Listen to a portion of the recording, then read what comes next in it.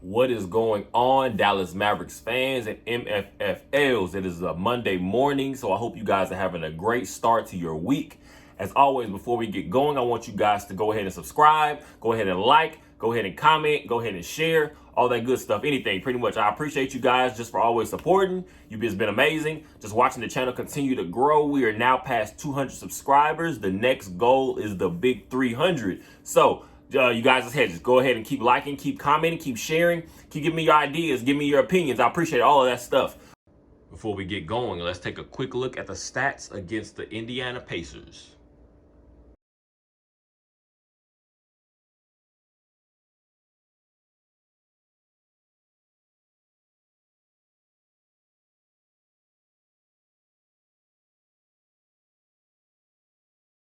The Dallas Mavericks played the Indiana Pacers in a Summer League game on Friday, July 14th, in what turned out to be a little bit of a game that had some, I guess you want to say, unorthodox ways of going, because the Dallas Mavericks were, the way the Summer League happens, it goes by point differentials, wins, things like that. The Dallas Mavericks found themselves in a position where we were behind the gun. I think we pretty much had to win that game by 27 plus points or more just to be able to get back in the mix, to be able to try to play for that final championship game. So as the game went on, you could kind of see the Dallas Mavericks found themselves in position at one point, at multiple points actually, especially closer to the end of the game, to find themselves in position to be able to pull off that 27 plus point win.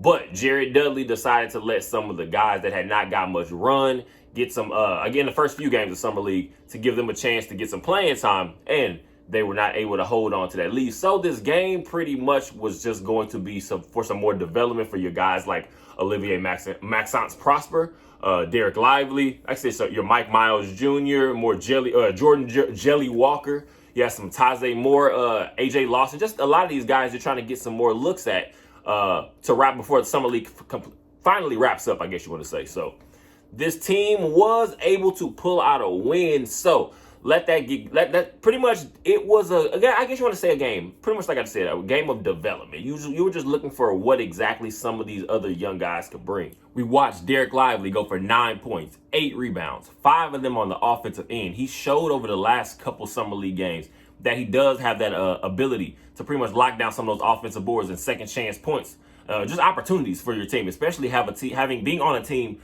run by a guy like Luka Doncic with his playmaking ability. The more possessions you can get for this team, the better.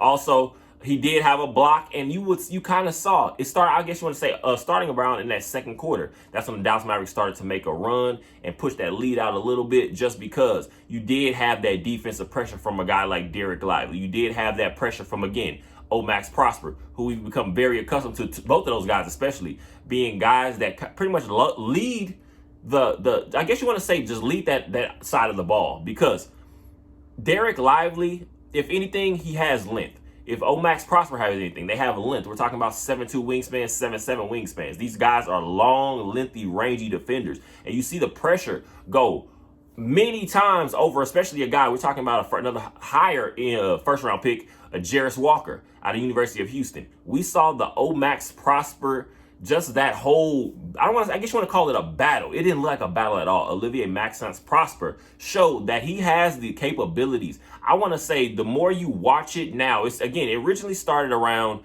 a guy, comparisons to a guy like a Dorian Finney-Smith, but we can see he has a few more tools in a younger part of his career than a Dorian Finney-Smith had at that time.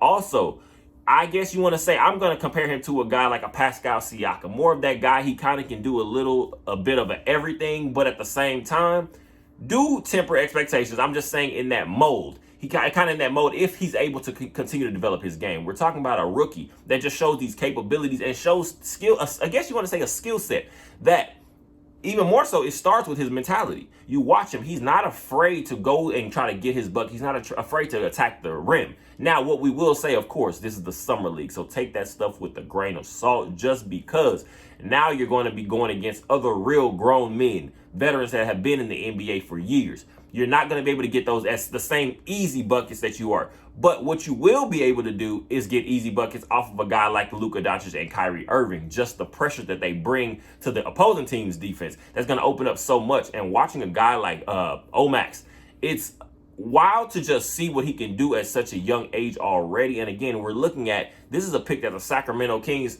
pretty much gave to us for Davis Bertans. So that's huge. Like you can't even ask for much. That's kind of like winning the lottery. Max Prosper also was a plus 18. I guess you want to say in the plus 19. Sorry, excuse me. Joining 18 points, 5 rebounds, 2 of them on the offensive end, going 4-4 from the free throw line, 7-12 from field goals.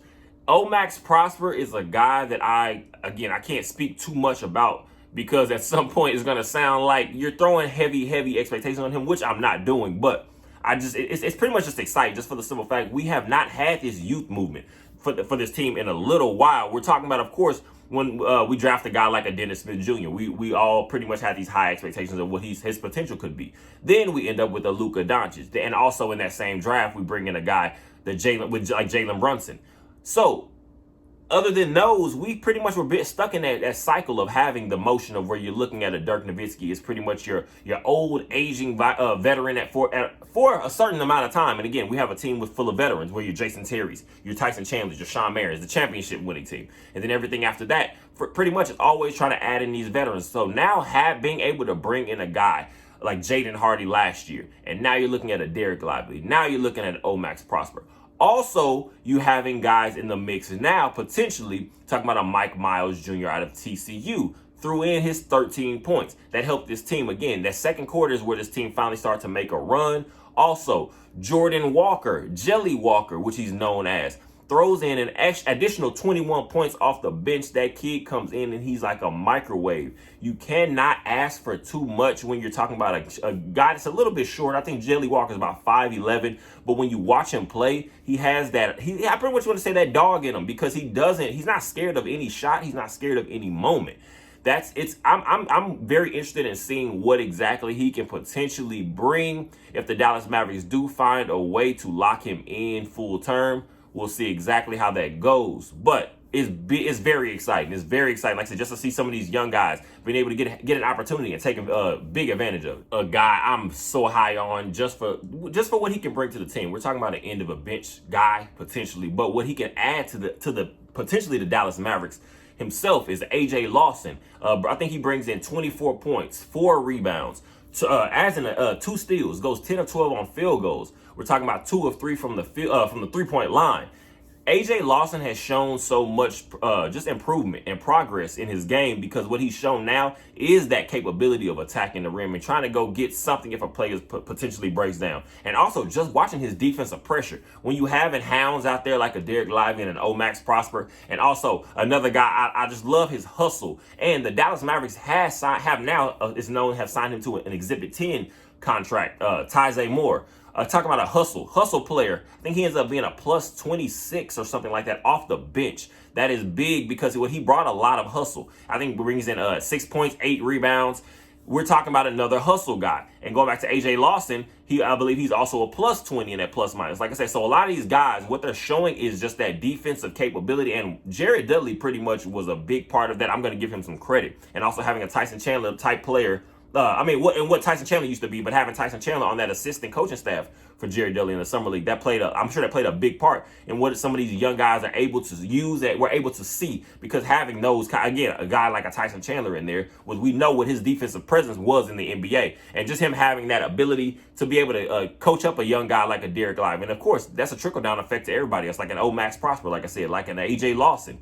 I'm excited, like I said, just for the youth movement, just for having some guys that show some hustle, because we have at certain times can see this team over the last few years. There are times where you pick and choose. We have looked to be a little soft in certain areas, whether it's in the big man position, whether it's in just rebounding, things like that. We have got to get stronger, we have to get more physical, got to get tougher in general. And I think we've definitely done that just as a franchise. So again, the Dallas Mavericks were able to beat the Indiana Pacers and Jarris Walker-led summer league team. 112-91. So that was a big win, again, just for adding confidence to some of these young players that will be looked to give some type of production to the Dallas Mavericks in the upcoming season. I saw a few people, of course, here and there. Some people were upset because Jerry Dudley did not make the decision to go for that big win. I'm sure he did know, because there's no way you're not in that situation as the head coach of the summer league team and not knowing what's going on. But I wasn't too mad, just for the simple fact, this is just about development. Of course, would it be nice to have that summer league title under these guys' hats to be able for them to walk around with and know, hey, you know what? Just give them a little bit of boost going into training camp and just the rest of the offseason for some of these young guys. Yes, that would have been great. But at the same time, it is what it is. What are we going to do? You can't complain too much about not winning a summer league championship, because at the end of the day, what we're worried about especially is just keeping guys healthy. Jaden Hardy was sat for the last couple games of summer league due to a minor injury, nothing serious. But again, they're not trying to take any chances. And you also were able to see more what a Mike Miles Jr. and a Jelly Walker out of UAB were able to do, and pretty much just add to this team and just again show their ability.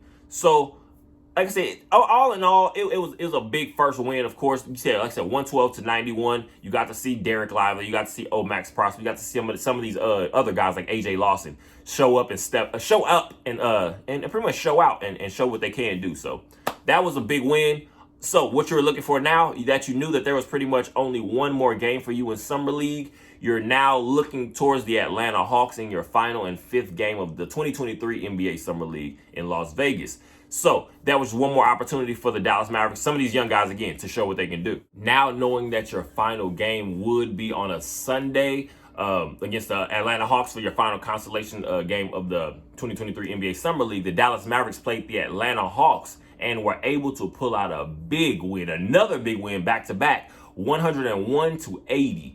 That was a game pretty much you were kind of just waiting to see what exactly some of these young guys are going to be able to do, knowing it's their final game, knowing it's their final opportunity to, whether it's the Dallas Mavericks or whether it's another NBA franchise, just showing their capabilities and just trying to get on with anybody, because of course you have scouts from all over the league and all over the world. Pretty much, we're talking about in the European leagues, all over the country. You have scouts pretty much, and all over the world, again, watching some of these young guys, looking to potentially give them an opportunity. So you were able to see some of these young guys, and what I was more so glad to see was that there was not any quit, because of course they could have been thinking, oh, we won 3-4 games I think already in Summer League. It was 3-1 up to that point. So now you're looking for, we could have potentially been in a championship situation. But what I was happy to see is that they didn't come out with any lackluster play. I mean, it was pretty much a close game for the first half, and then after that, it kind of opened itself up. Before we get going, let's take a quick look at the stats from this game against the Atlanta Hawks.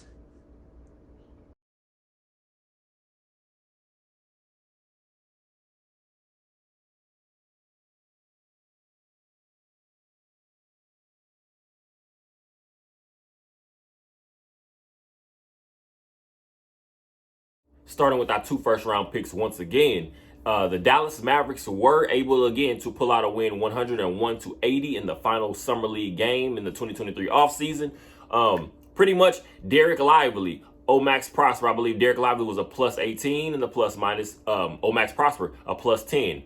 Max Prosper's stat line looking like 11 points, 5 rebounds. We're talking about pretty much, again, just a hustle player, a guy getting after it defensively. And again, we're talking at least some easy transition buckets. Derek Lively, for example, he also is able to bring in his 10 points, 6 rebounds, 2 of them on the offensive end in 23 minutes, +18 again, once again in the plus minus. So you can see, just again, it showed itself so many times when you have kind of just 2 intense players when it comes to the defensive end of pretty much a game, a basketball game.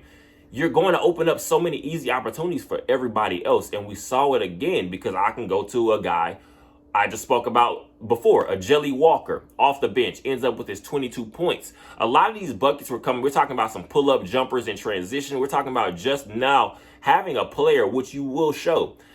We saw multiple times. Olivier Maxence Prosper, he will take the ball up the court. That is crazy to see. Again, we're just adding things to his game, and we're just seeing what he can do.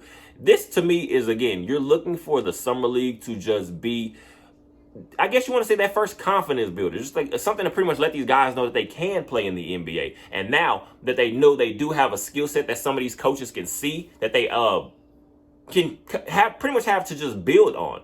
I get, because again, what I will say again, we're talking about a Derek Lively. He's gonna have to clean up his pick and roll game, but I feel like what is going to help him the most when it comes to that is, crazy enough, is having a Dwight Powell on this team, but also just being able to actually work hands on with Luka Doncic and Kyrie Irving later on in the offseason. It's going to be big because I don't think we're going to have a lot of these pretty much just miscommunications. We're not going to have what you did see many times, the Dallas Mavericks Summer League team. There are a lot of combo scoring guards. We have guys that, of course, they can pass the ball a little bit here and there, but that's not their focal point when it comes to their game. Mike Miles Jr., he's a bucket getter. We saw that multiple times. Jordan Jelly Walker, he's a bucket getter. Jaden Hardy, we know originally when Summer League began, Jaden Hardy is a bucket getter. They're trying to build up his rest of his game, the playmaking ability, things like that. But we saw many times he looked uncomfortable. It's kind of like he felt out of place. But I'm not going too crazy on a Jaden Hardy again when it comes to that, just because that's not going to be what he's asked to do playing for the Dallas Mavericks. Hopefully we can have the Luka Doncic type combination with the Jaden Hardy for the next 10 plus years. But if that is to be, we're not going to be asking Jaden Hardy to pretty much be your playmaker. Obviously, he's not going to be your guy that's setting up your offense possession after possession. Well, you do want to see him get better at it because, again, I'm not a fan of guys that are one-trick ponies when it comes to the offensive end, because we've seen so many times what can happen when a play starts to break down and everything is heavily reliant on a Luka Doncic and not adding in a Kyrie Irving. You can't put everything on them. I feel like Jaden Hardy will be able to kind of just go back to his regular role and just be that scorer that we're looking for. The Dallas Mavericks broke this game open in the third quarter, outscoring the Atlanta Hawks Summer League team 36-18 in that third period. Mike Miles did finish the game a plus 12, I believe, in a plus minus with 8 assists. Again, we're talking about, that's a guy, he's more of a scorer. He's more of a combo type guy, I guess you want to say. But he was able to throw in 8 assists. Also, AJ Lawson, 11 points, 4 rebounds, or 4 steals. He ends up with 4 steals and also 4 rebounds. And again, AJ Lawson just showing that he can put that defensive pressure on guys. Brandon Rudolph had himself a big game with 22 points. This game was pretty much just an opportunity game. You know, it's the final game of your preseason. Not a preseason, of your summer league. So now you're pretty much just trying to put as much good film as you can out. And I feel like a lot of these guys were able to do that. Jordan Walker, again, Jelly Walker off the bench with 22 points. Again, that third quarter is where they blew this thing open. It was a beautiful sight to see, just being able to know. You never know who's going to end up sticking on, whether it's the Dallas Mavericks or any other NBA team. So that was pretty much just a good look for a lot of these young guys, and I was pretty much happy just to see them get a last run at it. With training camp for the Dallas Mavericks set to begin in a couple months, there's a little bit of time. But of course, I will say one thing about the NBA, there is always something, especially potentially that can happen, especially when we're talking about the free agent deadline that finally opened up. I'm saying where now the free agent market opened up, or whatever you want to call it. And then also just the trade potential and trade opportunities. This offseason is not over with. Nico Harrison said multiple times during pretty much just the summer league stint, he doesn't think this team is pretty much, I want to say, done being built.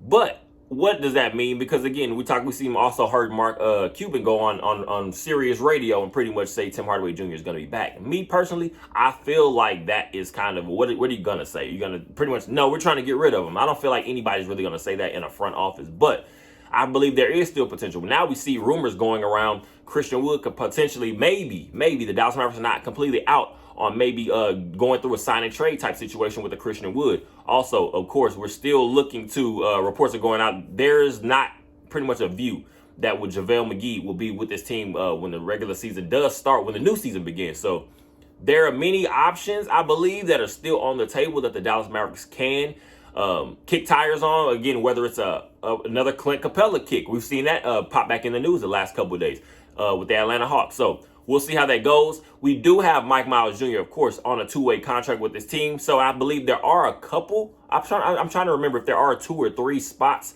for two-way contracts now on NBA rosters. I feel like it's very wide open on who that could be. Is it a Jelly Walker? Are you looking at a Taz? Well, it's not a Taz anymore. Are you looking at a guy like a Brandon Rudolph? We'll see. It's very exciting, like I said, just to have some type of youth movement. The Dallas Mavericks offseason is not over with because we do have things that could potentially still happen. And I'll definitely be here to talk about it. I appreciate you guys as always, all Dallas Mavericks fans, MFFLs, just basketball fans in general. You guys are amazing. Keep subscribing, keep sharing, keep liking, keep commenting, keep letting me know what your thoughts are on this franchise going forward. We'll tap back in later. I appreciate you guys. Enjoy the rest of your day. Have a great week. All that good stuff. Go Mavs.